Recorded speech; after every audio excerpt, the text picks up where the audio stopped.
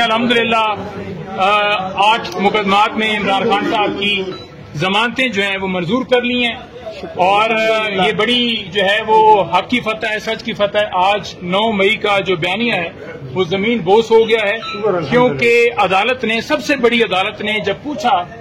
जो प्रोसिक्यूटर्स थे कि आपके पास क्या एविडेंस है, आपके पास क्या सबूत हैं, तो उनके पास कोई सबूत नहीं थे सिवाय ये कि हमारे पास वो गवाह मौजूद हैं पुलिस के एहलकार। उसके अलावा उन्होंने पूछा और क्या सबूत है, तो कोई सबूत वहां पेश नहीं किया जा सका। आज सुप्रीम कोर्ट ने अल्हम्दुलिल्लाह खान साहब की 8 मुकदमात के अंदर जमानतें जो हैं वो कंफर्म कर दी हैं